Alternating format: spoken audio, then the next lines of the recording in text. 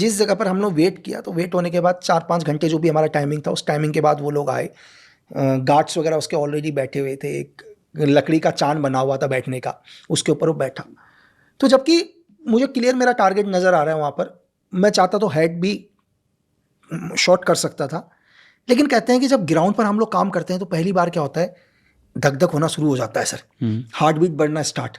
जैसे हर आदमी को पता होगा यार कि हमारे दिल की धड़कन को क्या है, कि सबको पता है कि 60 से लेकर या 65 से लेकर 100 बारी तक धड़कता है, ठीक है।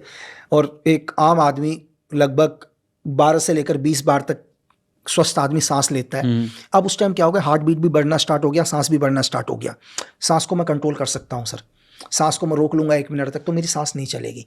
हार्ट बीट को कैसे कंट्रोल करूंगा सर, क्योंकि मुझे पता है कि हर सेकंड के अंदर, सपोज करो मेरी हार्ट बीट 60 से ऊपर जा रही है, 60 सेकंड से ऊपर मेरी हार्ट बीट चलना स्टार्ट हो गई, और जब मैंने ट्रिगर दबाया और उसी के साथ मेरी हार्ट बीट भी टक हुआ, तो अगर मेरी बुलेट जब बैरल से निकला, अगर वो 1 mm भी दाएं बाएं हो गई, 1 mm, यानी कि देखो 1 सेंटीमीटर 10 mm, यानी कि 1 mm दाएं या 1 mm बाएं गई है, अगर मेरा टारगेट 500 मीटर दूरी पर है, तो मेरा टारगेट से मेरी बुलेट 50 क्या कहते हैं, लगभग 10 से 15 मीटर दूर चली जाएगी सर।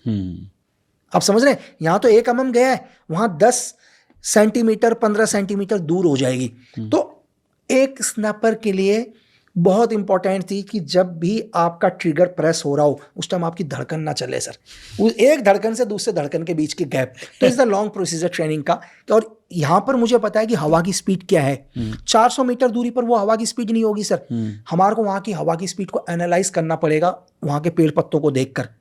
ओके क्योंकि यहाँ तो सपोज करो हवा की स्पीड चल रही है एग्जाम्पल के लिए 5 किलोमीटर प्रति घंटे, सामने चल रही है सर 12 किलोमीटर प्रति घंटे या 10 किलोमीटर प्रति घंटे 500 मीटर दूरी पर। तो ग्राउंड इस तरह से होता है कि हर 5 मीटर 10 मीटर में सिचुएशन चेंज होती है। तो ये बहुत एक स्नैपर के लिए बहुत इंपॉर्टेंट चीज़ें होती हैं। तो मैंने आपको बोला कि सेम सिचुएशन कि मैं चाहता तो हेड शूट कर सकता था, लेकिन मुझे लगा यार नहीं, साला कहीं निशाना ना छूट जाए। पहली बार ऐसा लगा तो मैंने अपना हेड को चेंज किया, नीचे लाया, बहुत बड़ा शरीर है तो यहाँ पर, और स्नैपर का राउंड इतना पावरफुल है आजकल तो सर 0.5 GM यानी कि 12.7 mm की राउंड बन गए हैं। वो तो क्या करते हैं, बुलेट प्रूफ गाड़ी को भी पार कर देते हैं सर। अच्छा, इतना पावरफुल सर 0.50 mg, मतलब आपके जो आर्मी की जो बुलेट प्रूफ जैकेट है उसको आगे से भी पार करेगा, पीछे से भी पार कर देगा सर।